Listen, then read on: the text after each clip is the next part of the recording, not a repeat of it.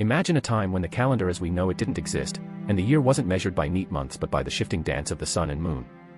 That's the world where Rauhnächte comes from, a winter tradition rooted deep in the Germanic and Alpine regions of Europe. It's a time between late December and early January, special not because of loud celebrations, but for the calm it invited into lives otherwise shaped by the relentless rhythms of nature. Back then, people noticed something curious: the lunar year and the solar year didn't quite line up. There were leftover days, floating almost outside of normal time.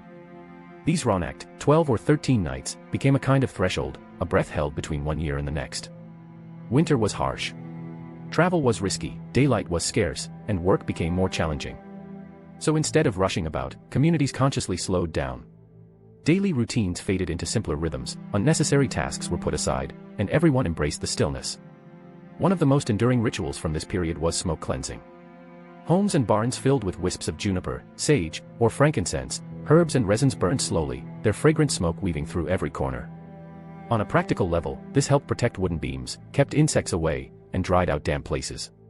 But it was also an act of transition, a symbolic sweep of the old year, making space for the new. During these nights, certain work was set aside. Spinning, weaving, and heavy lifting, all paused. Not out of superstition, but practical wisdom. Darkness fell early, tasks were harder, and rest was a necessity, not a luxury. Dreams held a special place in Rauhnächte. Each of the 12 nights was linked with a month ahead. People paid close attention to their sleep, writing down dreams, discussing them, and watching for patterns in weather and nature. This wasn't fortune-telling but a quiet form of early foresight, born from a deep connection to the land and its rhythms. As Christianity took root, Rauhnächte blended with church traditions. The stories changed, but the essence remained, a time for slowing down and resetting. Even today, in parts of Germany, Austria, and Switzerland, those who observe Rauhnächte embrace this gentle slowing. They clean their homes, journal their thoughts, avoid rushing decisions, and let the year turn with calm intention. By early January, usually around the 2nd, the sense of closure arrives. Preparations wrap up, daily life resumes its pace, and the year truly begins.